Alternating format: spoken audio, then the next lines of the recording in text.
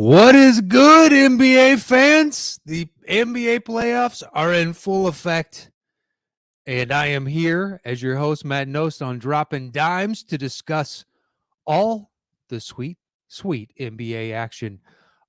It's been fantastic. I hope you guys have enjoyed it as much as I have. And we are almost through the first round. We're close. Getting there. Here's where we stand as of this recording. Boston has swept the Brooklyn Nets 4-0. Miami closed out last night over Atlanta 4-1. Philly is up on Toronto 3-2 with the next game in Toronto. And then the Bucks and the Bulls are at 3-1. And sad as it is to say, that is probably going to end 4-1 tonight. And then in the Western Conference, nobody has advanced so far. But Phoenix is up 3-2 over the Pelicans. Dallas is up 3-2 over Utah. Golden State is up 3-1 over Denver. And Memphis is up 3-2 over Minnesota. So right now, all the favorites are ahead or have advanced. And it looks like pretty much that is going to be the case. I think the only one that still has a chance of being a slight upset is Toronto and Philly. That's a 4-5 matchup in the East where Philly has a lead 3-2, but they've dropped 2 straight. But let's jump into the games last night. The biggest one, the one that I was most excited for, was quite clearly Memphis in Minnesota. And you know what? Lived up to the hype once again. It's crazy that Minnesota dropped another double-digit lead in the fourth quarter to lose that game. Because when you're watching it, when I'm watching it the whole time, I was like, Memphis is going to lose this at the free throw line.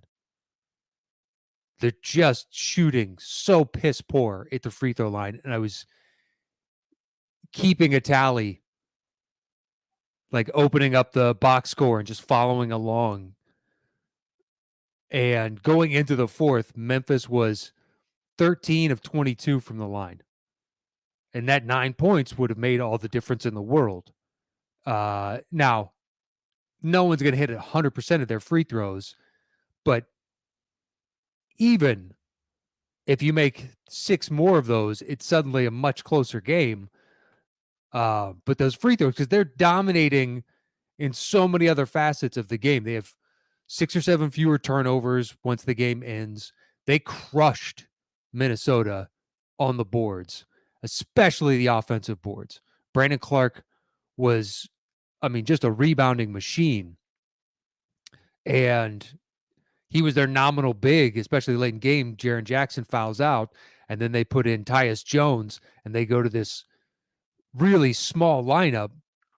So a lot of the onus gets put on Clark of like, you gotta get us bored, because after that, Dylan Brooks is our next biggest player, and then Desmond Bane, and we have 2 little guards out there, and Clark continued to deliver. So Memphis wins on the boards. They're winning on the turnovers. They're winning, and they got more field goal attempts overall.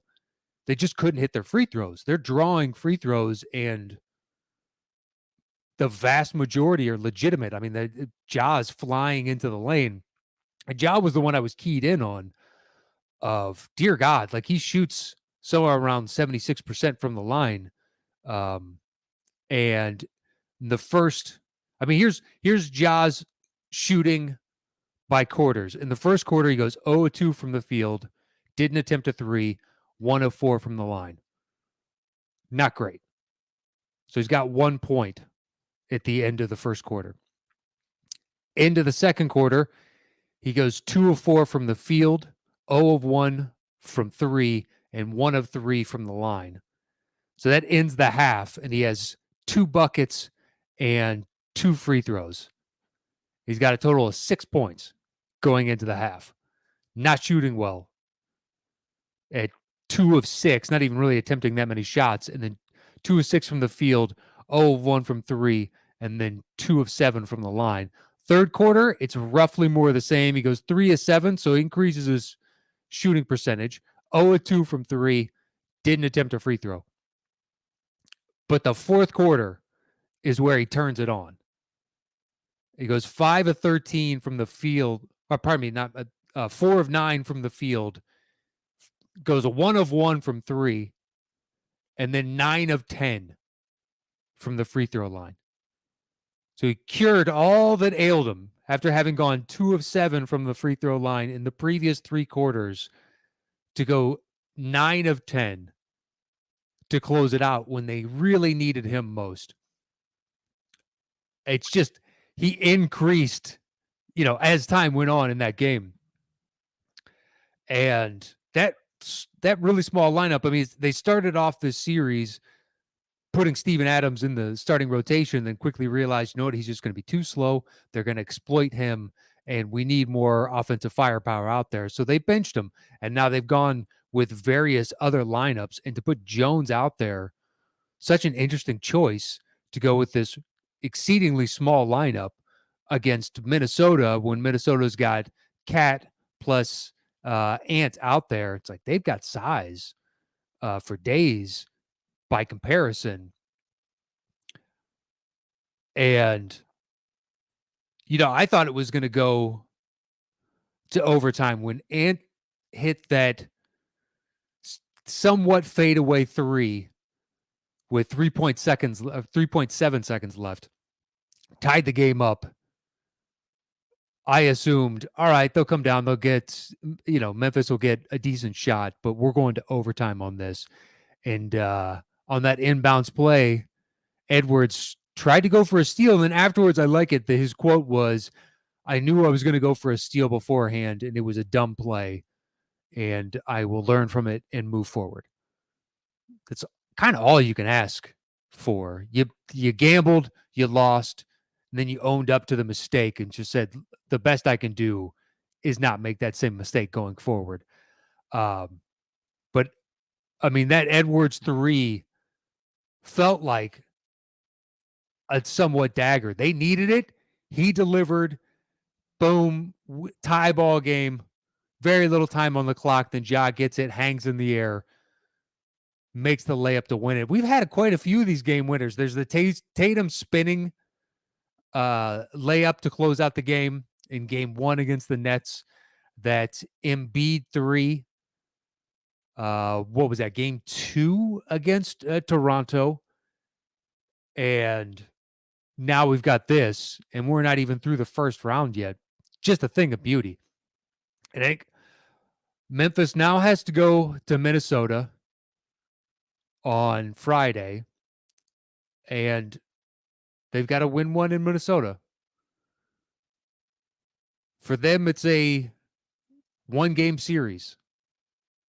And for Minnesota, it's a 2-game series. They got to win 2 to close this out. Memphis just has to win 1. But dear God, has this been flat out exciting. Just back and forth. I mean, the fact that Memphis previously came back from 2 double-digit leads in a game, in game 5, to win that game, one of which was, I think, over 25 points. It's a testament to the heart and determination of this team. But I am so looking forward to Friday's game. That's probably number 1 on the call sheet that evening, because it's lived up to my expectations and then some. My number 1 was Boston and Brooklyn, but that quickly escaped. Let's talk about that. So on the Brooklyn now has, we'll move off. Looking forward. The next game is on Friday. Can't wait for it for Minnesota and Memphis. But that Brooklyn Celtics series, but game 4, now Brooklyn has a bevy of questions as to who they're going to resign, what they're going to do. Kyrie's technically eligible for a 5-year contract, which would extend him 1 year past where Durant is under contract. And they kind of, unless they can talk Kyrie into it, they kind of have to give him whatever he wants so long as Durant co-signs it. But what killed me in that game is at the end of the first half, the Nets are down. There's 1.4 seconds left on the clock. And they inball the ball to Kyrie on their baseline with 1.4 seconds left. Defender's kind of close, but not like on him. And Kyrie just gets the ball, holds on to it, and then drops it. Just lets the clock run. You're playing for your life. Heave the fucking ball towards the rim. Is it going to go in? There's a 99.9% chance it isn't. But do you want to win the game? Or are you more concerned with your shooting stats? If I was a Nets fan, I watched that and I was frustrated. I was like, where is your heart? Just to watch the ball get inbounded. He stood there for like a half a second holding onto the ball and then just dropped it and walked off the court as the clock expired. Like, what are you fucking doing, man? And at the end of the game, I'm just watching that going, what if you'd made that 3-point bucket? Where would we be now? We wouldn't be scrambling to try and take the lead back from the Celtics. It's got to be so frustrating for all involved there. And then after the game, the post-game presser, his quotes would leave a bad taste in my mouth if I were a Nets fan. I don't know. Everything about that situation just rings of dysfunction to me. And now Goran Dragic's quotes came out of, basically he was dealing one thing or another every single stinking day since he got there. It was just distraction after distraction instead of focusing on the goal at hand. And it looks like Nash's job is safe. I will be curious as to how much Psy and the Nets are willing to pay in terms of luxury tax. But the Celtics look like a real problem. Yeah, it's all a buddy on Saturday who's a Celtics fan. He's like, what are your thoughts so far? And I was like, listen, if they close out the Nets, then they obviously have the Bucks, but the Celtics have a real shot of winning a championship this year. Like, legitimate chance. Their defense is so intense. I mean, have you ever seen Durant defended like that? It was just masterclass. He likes to shoot from these very specific spots on the court. Not to say that he can't shoot from everywhere, which he can, but he, like all people, have a preference, and it's right around the elbows, especially the right elbow, and then down on the baseline. He likes to do those fadeaways and a few other spots. And as soon as he was getting to those spots, they have a second help defender right there to stifle him. And suddenly he is surrounded and he's got to pass out of that. And in the early part of the season, it was biting him in the ass, just playing uncharacteristically, not like Kevin Durant. And then the Celtics would force a turnover more often than not, run down, and then get an easy transition bucket or set up their half-court offense. And then at times, like if Tatum or Brown didn't have it going, somebody else would step up. Like, they have a tremendous amount of depth. And then Robert Williams is back, so the switchability on defense just increased back to where it's been for the duration of the season. And the Celtics look like they're going to be a handful for anyone. Now, you could say the same thing about Miami. Miami closes out against Atlanta last night with no Jimmy Butler, no Kyle Lowry, no problem. Oladipo has the best game he's had since he's been back, just under the pressure, under the lights. And they continue to get incredible performances from Gabe Vincent, Max Strus, like on down the line, from various guys. The depth of that team is really interesting too. I mean, I would be curious to see how they fare in the next round, but the next round they have the easier matchup. I mean, of the 5 teams remaining, the Heat will take on either Philly or Toronto. And if you're any other team in the East, who would you rather play? Philly, Toronto, Milwaukee, or Boston? Well, whoever wins Philly, Toronto is your choice. You don't want any part of Boston. You don't want any part of Milwaukee until we get later in the playoffs. Hold off the inevitable. But I mean, they just dismantled the Hawks. Trae Young looked like shit for most of that series. I mean, he did have the game winner in their one win, but outside of that, he had more turnovers than field goals, I believe. Uh, they just had answers for whatever Atlanta wanted to roll out at any given time, and they dictated the terms of that series in its entirety. Atlanta had no real answers, and now they go into the offseason with a whole bunch of question marks. I mean, occasionally you lose, and it's like, all right, this is kind of a teachable moment, if you will. We can learn from this. We can move on. Kind of like Phoenix in the bubble. They didn't make the play in, but they built momentum. Or Memphis making playoffs last year, getting drummed out pretty quickly. But they came into the season having learned something. Atlanta, I don't think, is part of that equation, nor are the Nets. Instead of saying, we have growth to come from here, it's like, well, what do we do? Especially with the Hawks. It's like, you got what does this team do? I'm assuming looming trades for numerous players. Um, and I guess on some level, perhaps the Nets can be in that discussion as well. I just don't know what big trade pieces they have going out, whereas Atlanta can make quite a few different moves with, the young guys they have under contract and the expirings and all that jazz. They can get somebody to bite, and they could winnow down some of this talent to bring in like 2, 3 guys to bring in one other big guy. Uh, and by that, I mean, not tall individual, just another person that can help shoulder the responsibility along with Trae Young. Unless you're going to say like, oh, that was market improvement from Hunter, and now he's got some growth and he could be the full-on number 2, and we're just going to move forward with this team. I don't know. Interesting. But those are the 2 that have made it out of the first round in the East.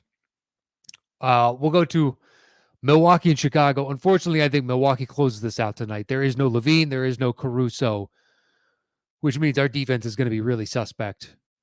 We're going to be asking a whole hell of a lot of Pat Williams because without Caruso and without Lonzo, the team feeds off the energy that Caruso provides, has all season. When he's in there, we play like a completely different team. And we're already pretty piss poor on offense. And you take out Levine, who's not at 100% health anyway, and he's going to have surgery on his knee as soon as the season is finished. But you take him out and just like, are we going to have the firepower to stymie Drew and Giannis? I don't believe we are. And I'm going to watch the game, but I'm holding out zero hope. I think this is Milwaukee's. Milwaukee closes it out tonight. And I just wanted to win. As a Bulls fan, I wanted to win one game. I didn't want to get swept. We won one game. And we've shown heart and determination. Even though we've lost, we didn't roll over. So I'll take it. It's a moral victory, but at the same time, we weren't at full health. We need Lonzo. So I am content with our one win. If we got a second win tonight, my mind would be blown. I wish that were hyperbole, but I just think second best player is out. Our best defender is out. We're not really known for defense, and our offense can stagnate. It doesn't look like a recipe for anything other than Milwaukee moves on tonight, and that's fine. They're the better team anyway. They should be moving on. The other one is Philly and Toronto in the East. And I still think Toronto can win this in 7 games. I think they can take the game tomorrow night and force a game 7. Here's what's interesting. If you go and look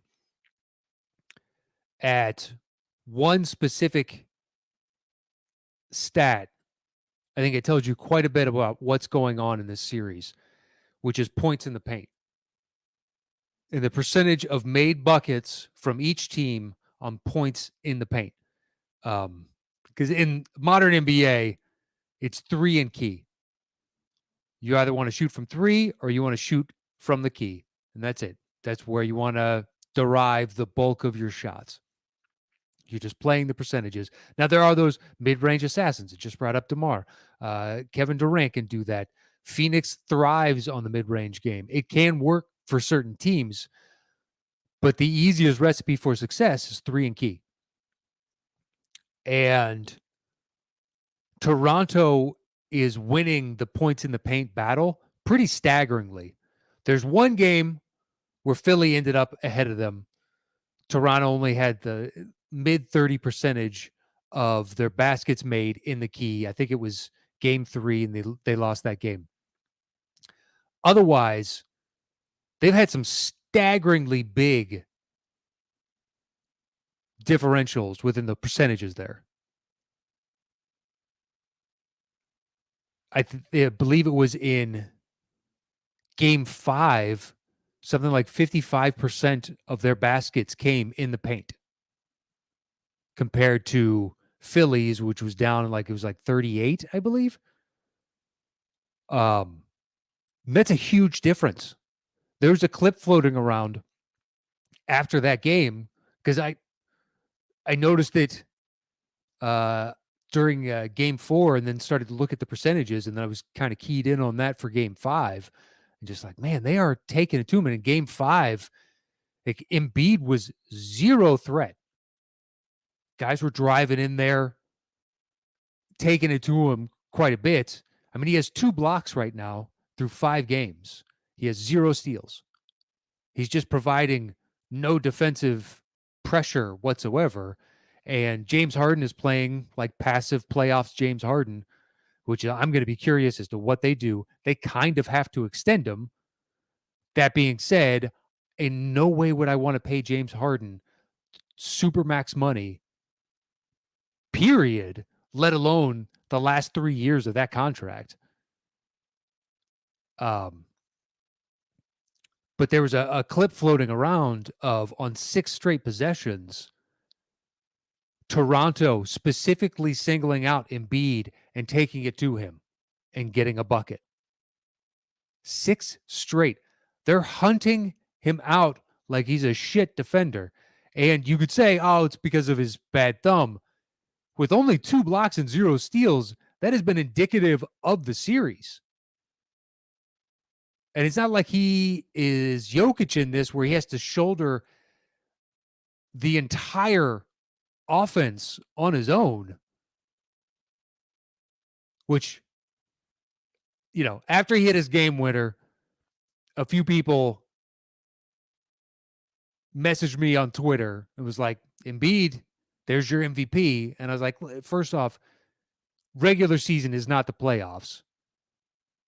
Carrying a team for 82 games versus a 7-game series is a completely different task.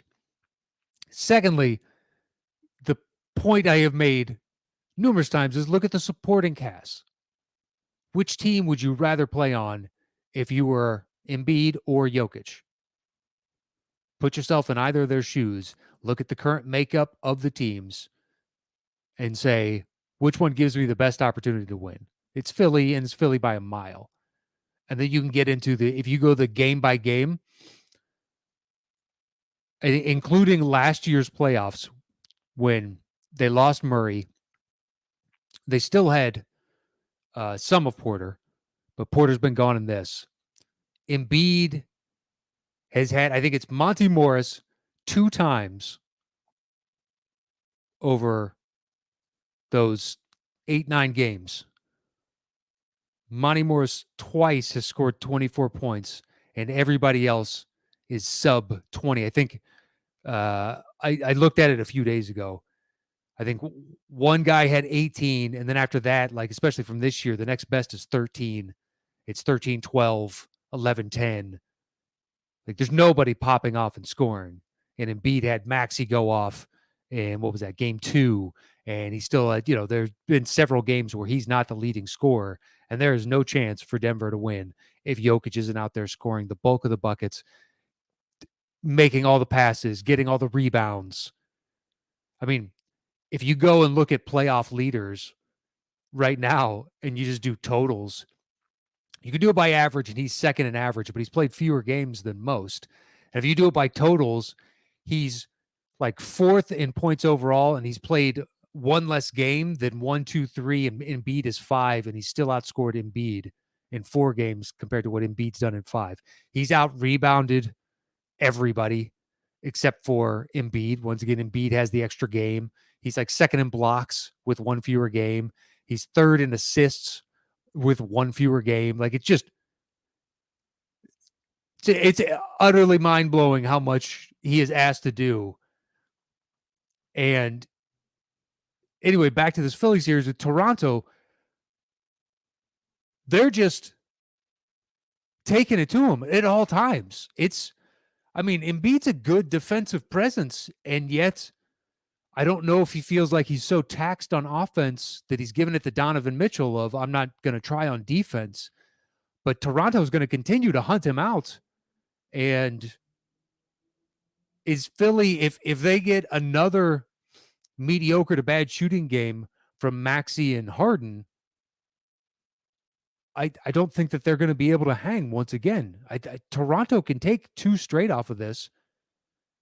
And now Doc will have the ignominious distinction of losing after 3-0, which I don't believe in NBA history has ever been done. And then it's, do you bring Doc back? What do we do with Harden?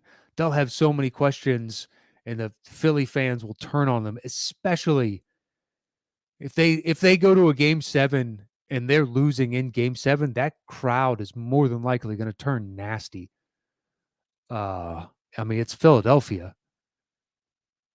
So I don't know. That one to me looks like the best chance, hands down, in the East, at the very least, to go 7. I think Milwaukee closes tonight, and then we have Boston, Milwaukee in the next round, and then Miami's just waiting on the winner of this series. And if I'm Miami, I am pulling for Toronto to win this game, to force it into 7 games to get more rest for Lowry and Butler and their guys overall.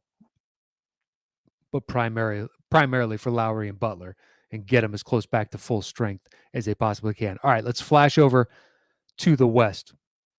We'll start with Golden State and Denver. It's 3-1 right now. Game 5 is tonight. I just don't see a world in which Golden State doesn't close this out tonight. It's at home for them. They can suffer through 1 or potentially 2 of their best guys having a bad night because they still have guys 3 and 4. If Curry has a bad night and Clay has a bad night, well, Poole can have a good one and Wiggins can surprise you and have a really good one too. Or if it's Clay and Poole, well, so long as Curry goes off and they get production down the line from other guys, or it's Clay and Wiggins that go off. But any of those top 3, they can weather having 2 bad games, which is a testament to their depth. Now, they still have a size problem, and they'll more than likely run into that eventually. But for right now, with Denver's lack of depth, and if you watch the games, Jokic looks flat out exhausted at numerous points in the game. Although he did have that calling out the lob in their win, knowing that Golden State was going to go for that easy 2-for-1. And then Steve Kerr after the game was like, look, if I could take that back, I would. That was a bad call. But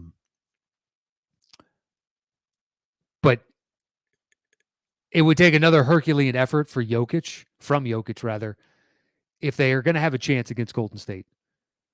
Because Golden State has so much firepower and so many guys that can get hot, even if they have a bad quarter or a bad half, they can easily turn around. I mean, Clay has the most points ever in a quarter.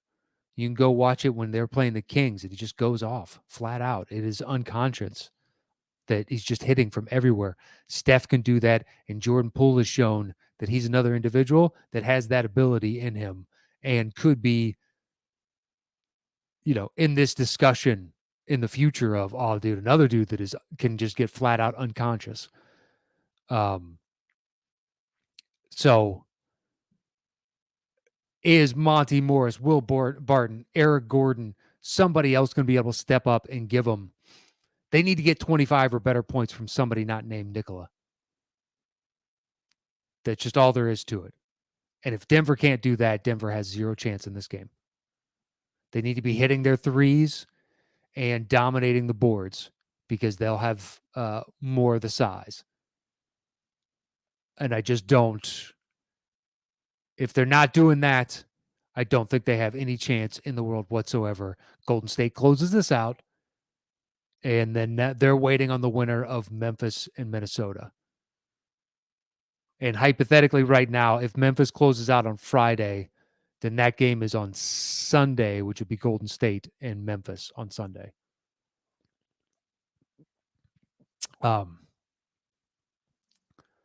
So good luck to you tonight, Denver. Golden State is more than likely going to be moving on. It's nothing like the Milwaukee-Chicago, where that to me is pretty much a guaranteed certainty, which sucks to say. I'm a Bulls fan, but if you watch the games, they're even without Middleton, they're just a better, more complete team. Because we're not at full strength, and also we haven't had this unit together for the entirety of the year. Like Pat Williams is just getting back. Caruso had an extended absence thanks to Ted Cruz. Lonzo being out, we're not the same team that we were at certain stretches this season. All right, so Golden State and Denver. Denver moves on. We'll go to Dallas and Utah next. And boy, so Dallas and Utah. Utah, you knew this was bad when Luka is out and you're getting torched, flat out torched by Jalen Brunson, who, kudos to Jalen Brunson for not signing that $55 million extension. You're going to make way more money than that now, buddy. You bet on yourself, and that is going to pay off in spades. But they just have so many different offensive punches because you have those two. You still have Dinwiddie.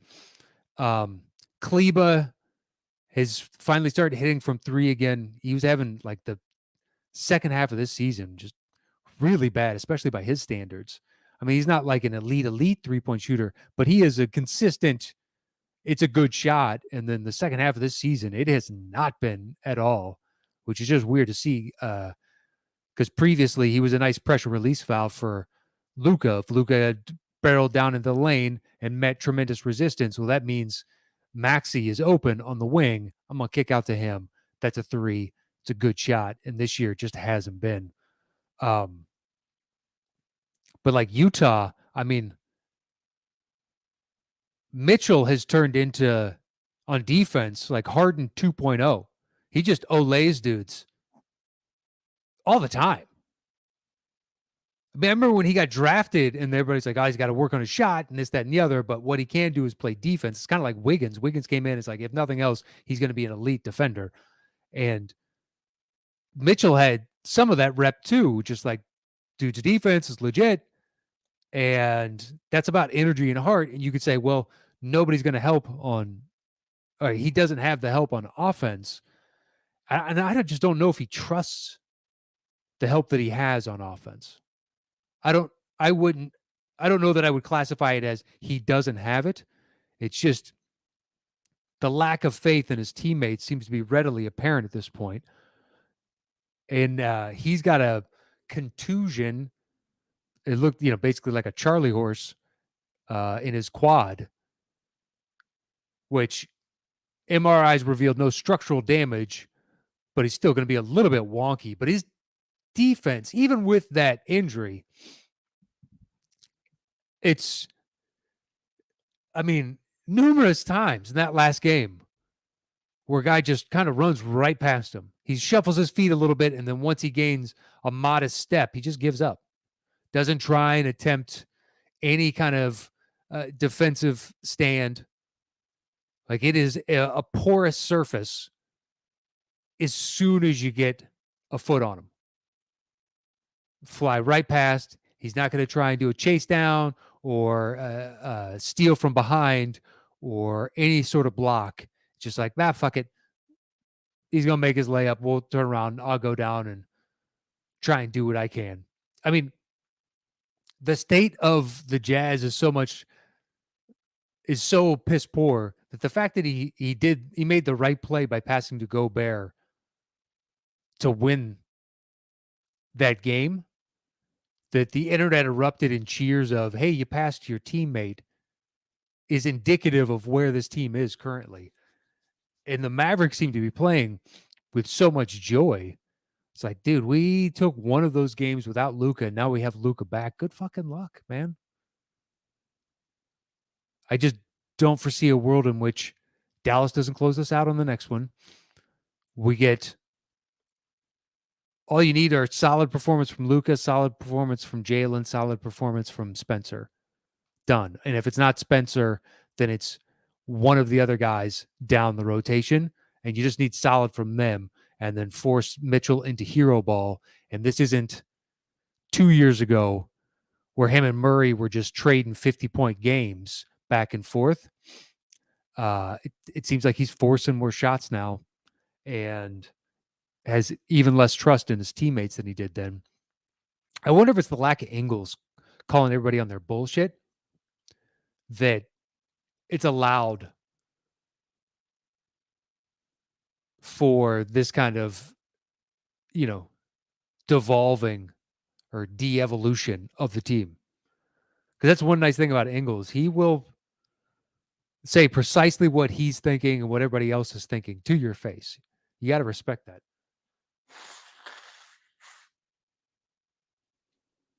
Allergies, once again, it keeps happening when I go to do the show. But what are you going to do? And for those commenting, I'll get to your comments after I wrap up discussing the last series. So anyway, it's 3-2 right now. I think Dallas closes out in the next game. I think Memphis, Minnesota could still go 7. Memphis has seized the momentum, but it's not like Minnesota's fully out of these games. They let another double-digit lead slip again, and I'm curious as to how much of that was when Pat Bev fouled out.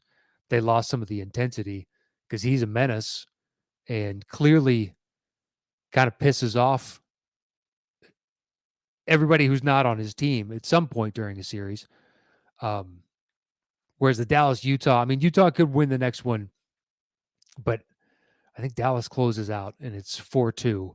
And then Utah, a bunch of those guys are going to be looking for jobs elsewhere, more than likely. And the last one is Phoenix and the Pelicans. Who knew that this series was going to be this entertaining? This was one of my least anticipated. I was like, whatever. Like, I think I put Miami and Atlanta as my number 8 choice, and then Phoenix and the Pelicans as 7. And Miami and Atlanta lived up to that. That's been my least intriguing series. But this Phoenix and Pelican series has been, I mean, look, Booker goes down, and it looked like within that game, especially when he went down, the Suns were kind of scrambling to find who was going to lead the offense because they'd settled into, during the course of that game, Booker being the offensive identity during that game. And since then, there's been some interesting and slightly wonky games. Like the game 4, which the Pels won, but the free throw disparity between the two was staggering. And Monty Williams came out and was like, what is going on? How can they shoot practically 3 times as many free throws as we did? And I think he was right. Not to say that all those free throws weren't earned, but if you're saying that the fouls weren't committed, on the flip side, is crazy to me. It's the playoffs. You're just getting hacked at all times. But Mikal Bridges took it upon himself in last night's game. Is like, I will step up and be the guy tonight to help lead this team along with Chris Paul. But Mikal Bridges was best player for the Suns. And I'm curious, Ingram went down really hard late in the game, and it looked like his shot was mildly affected. Like he missed a free throw right after that. And so he's going to have a hell of a bruise on what appeared to be his lower back. Could be his tailbone, which I don't know which is worse because it's really easy to break your tailbone. So hopefully it's nothing as severe as that. And it's just a big fat bruise, on his butt or something. But he went down really hard. Went up for a layup, got contested. The foul wasn't dirty. It's a playoff foul, and if Ingram isn't going to be at full health, the Pels just have no chance because you need him and McCollum to go off. And then you need like Alvarado, who's been easily one of the most fun players in the playoffs this year. I mean, who doesn't want a guy like that on their team? It's basically, he's Caruso-esque. When was the last time you saw an 8-second backcourt violation? Legitimately, like every once and again, someone crosses the threshold right when the clock is ticking, and a ref is never going to call that. And the fact that he's forcing these numerous times, and it's getting under the skin of Chris Paul to the degree that I think after the series, Chris Paul is going to be like, dude, you are a lot of fun. I hated playing you, and that is the best testament and vote of confidence I can give you. But Alvarado is just a spark plug. And then, Herb Jones has been a blocking machine at various points in this series. Like the Nets have a lot to look forward to. Even if they lose this series, they took 2 off of, thus far, one of the best regular season teams we've had in quite a while. It's been since the Warriors' historic 73-9 run. We've had a team in this pantheon. They're not as good a regular season team. You win that many games, you hit rarefied air. But Phoenix has been all season long a team with the bullseye on their back, and they didn't care. They've almost been playing like they won the championship last year, and everybody's gunning for them all season, and they've answered the call. But you could mix that with a little bit of, we really felt like we should have won the championship, and now we're out to prove it. And just their depth has served them so well all season that it finally looked like it might have caught up to them with Booker going down. They looked a little bit disjointed.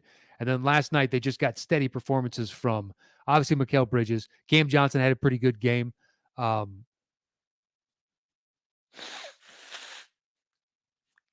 Campaign came in and gave him some nice minutes.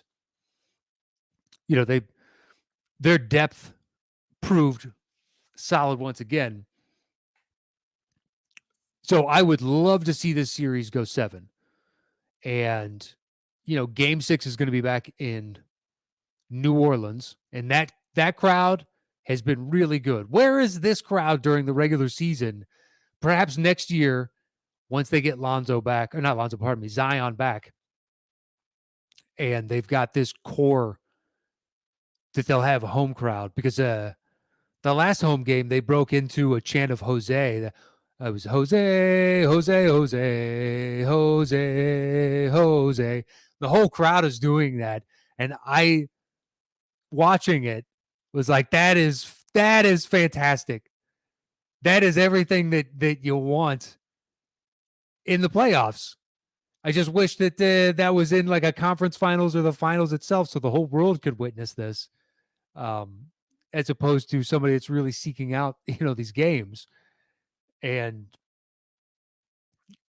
it's a fun chant. I don't know. The Pelicans have turned into the surprising, I can't wait to see this team next season team, which I didn't foresee. Ingram's always had the promise to be this type of guy. And I'll be intrigued because he was handed the keys this season. And once he came back and, because they were missing him for the beginning part of the season, once they got him, they played 500 ball. So then you throw CJ into this mix, and they have a nice, like, CJ knows after having played with Dame, sometimes I need to assert myself. Sometimes I need to get the other guy, just give him the ball and let him cook. And it works really well for him. And will adding Zion back into this mix, will it turn into a three-headed monster, or will it turn it into a fight for pecking order? I don't know. But you mix in those two with the other depth they've already got there. I mean, Valanciunas is a really solid guy who also extends the floor and can shoot from three. Herb Jones looks like a defensive problem for everybody. Alvarado is an incredible spark plug, and just a little defensive stopper. Took a kick to the balls from Chris Paul, winced a little bit, and then just kept playing. It's like, man, oh man. The literal stones on this guy. It's so impressive to watch. This series has been fun. You've gotten a nice little taste of all kinds of different things that both teams can do. There's in the previous game, we had the Chris Paul fourth quarter mastery. We've had a Brandon Ingram going off game. We had Booker at the start of this looking excellent. You've gotten the national stage for the Pelicans young guys. Another interesting thing is their rookies have played more than every other team's rookies combined as far as minutes. That is a bright future for this team. You have established guys and you have young, hungry guys. And now, as if the West needed to get any deeper, it just got deeper. Although a few of these teams, we'll see exactly where they stand next year. Like Utah. Gobert or Donovan is going to be gone. They want to keep Donovan, so you assume Gobert, and he's going to be somewhere else.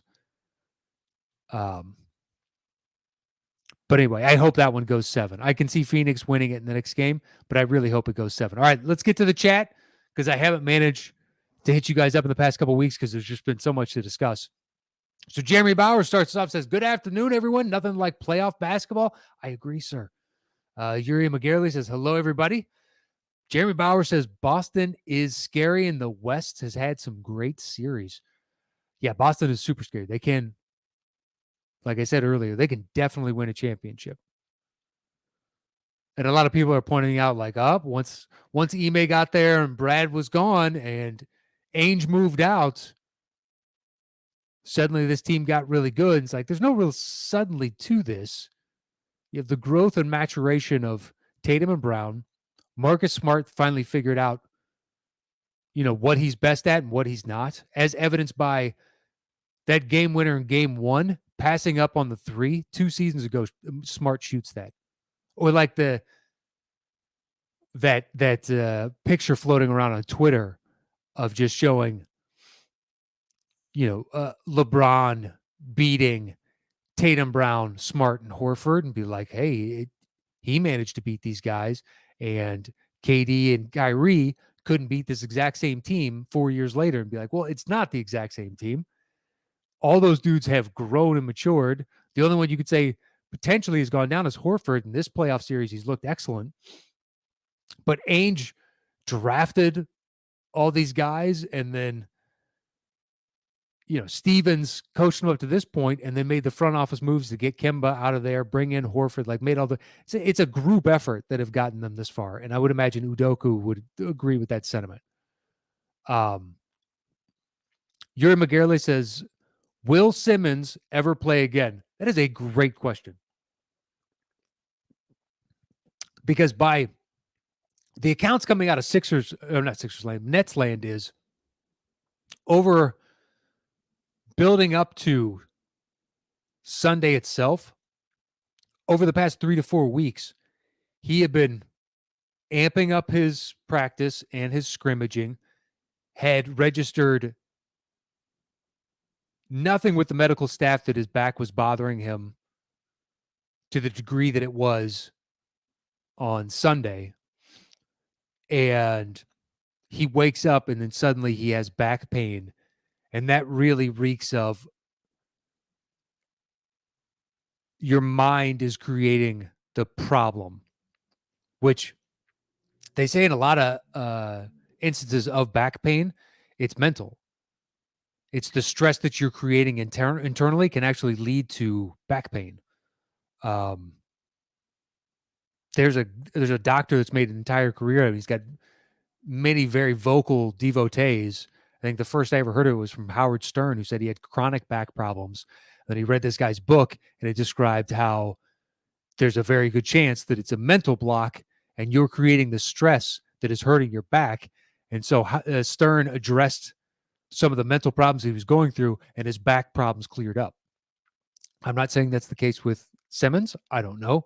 It very well could be an injury, but if everything was fine until finally the reality of the pressure is setting in of you have to play in public again under the scrutiny of all these people, and now it's in a deciding game 4, and the pressure became too much and his subconscious shut it down. That's really interesting because Simmons met with the Nets front office and had a discussion as to where he is mentally, how his back is keeping him out, and basically the fact that he's looking forward to next season, improving all this wrong. And there's the only way, I think at this point, it's you got to jump in the deep end. You're going to have to go out there and suffer the slings and arrows if you want to continue to get paid and play at this level. Because otherwise, like if he wins his arbitration case, I think that could be the worst thing for the players come the next collective bargaining agreement. If Simmons wins his $20 million back, because the owners can point to that and be like, how does this make sense for us? The guy wantonly does not want to play for us. That's fine, but we're not going to pay you to not live up to your contract. You signed a contract. You're not honoring it. Why do we have to still pay?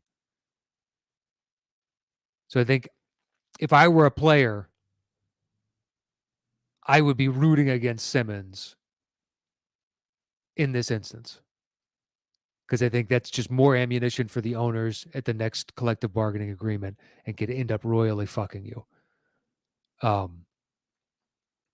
So Yuri, I think so. I think he will play again, and it'll be next season, obviously.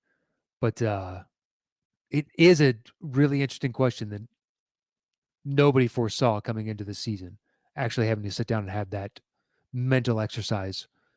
All right, next one is Sean Gardner says, the Suns Pelican series has been the most entertaining for me to watch. I'm not going to disagree with you, man. It's been great. I think the Memphis, Minnesota has been my favorite just because of the no lead is safe, especially from Memphis' side. They can climb back into this, and the high-flying nature of Ja, which I'm sure everybody watching this and listening saw that third quarter dunk and then the game-winning layup, but Ja can give you such exhilarating moments like that on top of just the overall level of talent from so many young guys. It's nice to see that we're a short distance away from LeBron and KD and Steph and several other guys not being in the league anymore. Steph, I think, has a longer lifespan, and KD and LeBron still have a few years left in them, but you need to start building up the next round of stars. And the playoffs is where you start to create and cement some of these legacies, and to see the young guys. And, for, like you said, for the Pelicans and Phoenix as well, for Booker and for someone like Bridges and for Brandon Ingram. Too bad Zion isn't in this game because he'd just be even more star power. But yeah, it's been a good one. Jake Cleveland said, is it just me or does it seem like there are a lot of fouling 3-point shooters for these playoffs? There have been a lot of like jumping into the restricted because you have to let a player, you have to give a shooter space to land. And there have been quite a few where defenders running up and they're trying to stop short and they're in their zone. And occasionally it's not getting called, but by and large, the refs are honoring that as they should. I mean, Bruce Bowen did no favors to people by putting his foot under the landing zone because he just really destroy somebody. Look at Kawhi and Zaza. Whether or not you feel Zaza did that intentionally, and in the moment, I didn't think so. And I still kind of believe I don't think Zaza did it intentionally, but given his track record, very well could be he knew precisely what he was doing. But yeah, there has been a lot of 4-point plays. So Rashawn Robinson says, no way Raptors losing game 6. I think he might be right.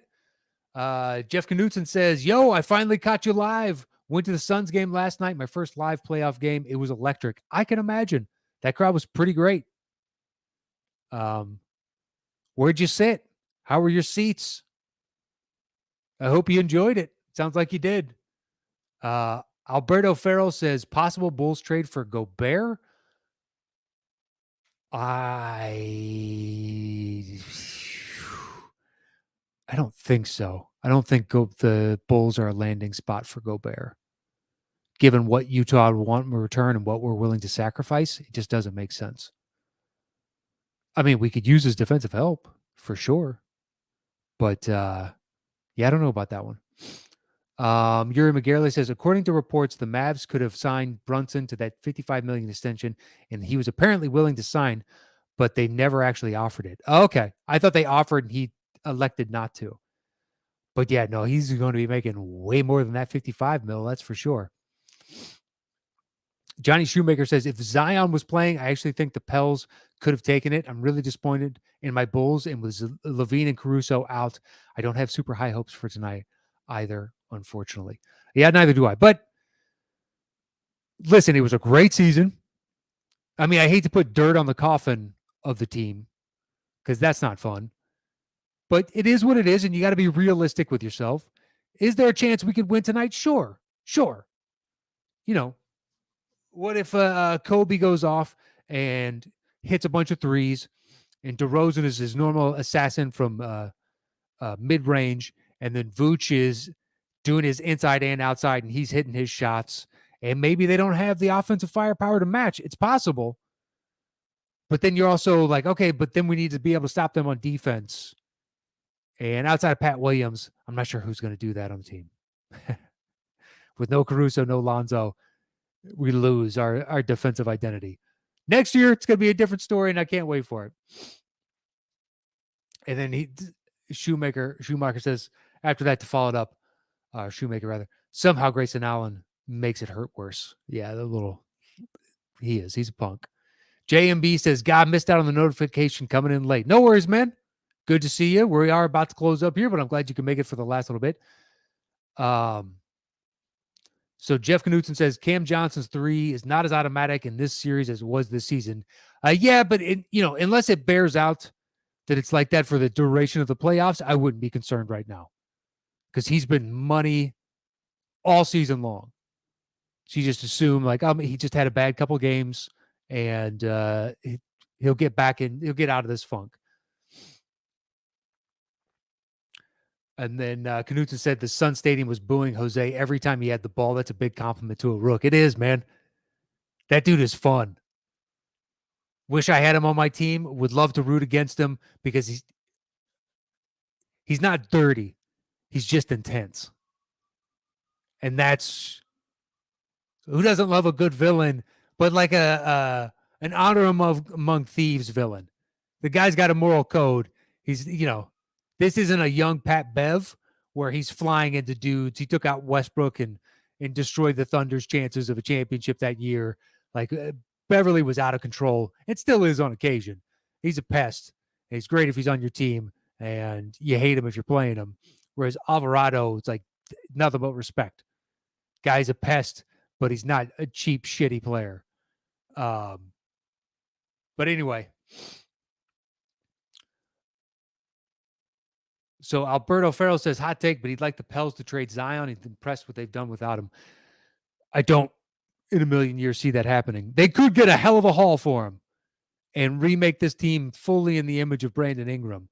But I just don't see it. Zion sells tickets. Zion sells jerseys and way more than Brandon Ingram does. And that can influence a team's decision.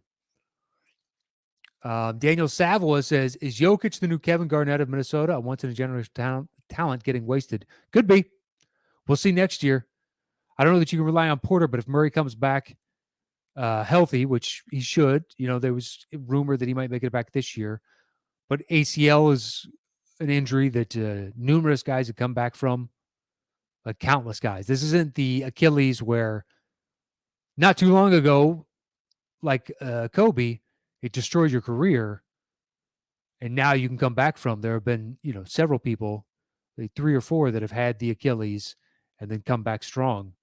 ACL is all you got to do. Once it's fully healed, it's the mental hurdle of learning to trust it again. So Rashawn Robinson said, Boston hasn't been tested yet. You can't use the Nets because they don't play defense and they don't have a coach. True. I wouldn't go as far as to say they don't have a coach. The problem is I think the coach ceded too much of the offense to its star players because that was the deal when he came in. Hey, this is going to be like a triumvirate between the three of us as to how we figure out what sets we're going to run. I think if Nash had more autonomy like a regular coach and they ended up flaming out like this, you could say, but you could also say the fact that he doesn't is a sign that he's not a good coach. But I think that was part of the bargain coming in and the reason that they sought him out. But yeah, Milwaukee is the next test. And, we'll see. But Rashawn, the same could easily be said of your Heat. I think the Nets are a greater test than the Hawks. So by that logic, then I trust the Heat even less because I think lesser of the Hawks than I do of the Nets. Even though the Hawks did manage to get one win, I still think of the two teams I still fear the Nets more than I do the Hawks. And they're the only team that got swept. Still believe it in my heart of hearts. So Knutson says the seats weren't the best, upper level, 4th row. He got half season tickets, but it's been an amazing year of basketball. Hey, man. Seats are seats. All right. And the final question is JMB says, by the way, Knutson, I would take those. It's playoff basketball, man. I've actually never seen a playoff game, so kudos to you. I may, depending if Phoenix, actually, this could be the shittiest year for me to do it. So I don't think I could do it this year. If it was last year and I was thinking about it, because my brother-in-law went to a game in Phoenix, and had I known beforehand, I would have joined him. Because he only ended up paying, I mean, it wasn't cheap, but it was like $1,200, and he was lower bowl for game 2, I think it was. Which is not bad, all things considered. Playoff game in that atmosphere. It's an easy drive. I would do that. This year, it's not going to be in the cards, but next year, if it were to happen, because the problem is here in LA, that seat is 3 to 4 times that cost. It's like, that's ridiculous. But anyway, J&B is the final comment, and he says, you mentioned on the top 10 how Brooklyn was defended. What all did they do against them, and where do the Nets go from here? Well, I brought it up earlier on the show. They said you got here late. It was just knowing when to switch, knowing the spots that certain guys, primarily Durant, wants to shoot from, and rushing a help defender. It's kind of like when a quarterback and a wide receiver are in sync and the quarterback throws the ball before the wide receiver has made his cut, because the quarterback knows he's going to be here in 2 seconds. So I'm going to throw it in advance of that because we're just in sync, right? So you just know. And with Durant, when he gets the ball at certain points on the court, he naturally has an inclination, like all players do, to get to certain spots. It's like Kobe. There's a great story from Dwayne Wade where he learned a valuable lesson from Kobe, in that Kobe said, it's not about getting shots up, it's getting to your spots and doing whatever it takes to break down the defense so that you can get to your spot, whatever that spot is. So it's just like, I love to shoot from these sections of the court. So I need to bend and break the defense in order for me to get to these sections on the court. And once you do that, it increases my overall shooting percentage because I just like shooting from that spot. And Durant has those as well. So it almost seemed like Boston took the different tack of, instead of giving him resistance and he's finding the weak spot in our defense so he can get to his spot, why don't we reduce a little bit of the resistance so we can suck him into where he thinks is, and we've already got a trap on him. So if he wants to get to the elbow, which is a favorite spot of his, as soon as he starts to make that bleed over to it, help defender is inching towards that spot. So by the time he gets to it, he's met with 2 people. And he gets down onto the baseline where he does those turnaround jumpers. He's instantly met by 2 people each and every time. So that he gets lulled into this false sense of confidence of, oh, I'm getting to my spot. And as soon as he does, boom, he's met with immediate resistance. It's a tactic from warfare. It's something that the Mongols used to do, which is a false retreat. And you retreat, so you extend your line out and you narrow it down so it becomes a point, right? So the opposing force is now surrounding you. And what you do is then you retreat backwards and it forces them into a funnel. And as they funnel in, you have now enveloped them entirely. So that's kind of what they did with Durant, is force him into a pocket. And as soon as he gets into that pocket, he is crushed. So he just basically, you get him to buy into a reality that doesn't exist. And it was really smart. I've never seen him defended numerous game after game like that when you're watching it and you're like, shit, they have an answer for this again. So Rashawn, yes, they just played the Nets and they beat them 4 straight. And you may or may not be able to glean a ton overall. But the fact that the high IQ of it was on display and it worked numerous times is something that, whereas if I'm a Celtics fan, I am really excited about that. Because it's one thing for a coach to implement that. It's another for the players to go, I see the logic in it, and everybody jumps in. Yes, Rashawn, you're right. The Nets had a guy, Claxton missed 10 free throws. Yeah, that is a problem with Claxton. 100%. And that is, something the Nets are going to have to address. whether they keep him. It would be great if they hadn't given up Jared Allen. But anyway, we're at an hour and 10 minutes. I think that's enough basketball talk for one day. So that is it. It's been an awesome playoffs thus far. I can't wait for the end of these first rounds. Looking forward to it. And moving on into the second round, I'd love to see several of these series go 7 games. I mean, I'd like them all to go 7 games. Why not? But some of them I just don't really foresee that remotely being possible. Leading candidate being my Bulls. But you never know. Crazier things have happened, and this would be one of the craziest. But anyway, that is it for me this week.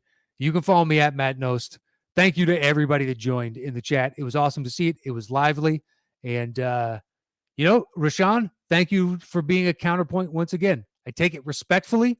If you guys disagree, I want to see it because you very easily could be right and it'll inform my opinion. And it forces me to look at the game in a different way because I'm just watching these at home and, I haven't gotten to the note-taking section of the playoffs yet. That usually starts in round 2, just because there's too many games, and I get obsessive about the notes. So that's coming normally in round 2, definitely in the conference finals and the finals themselves.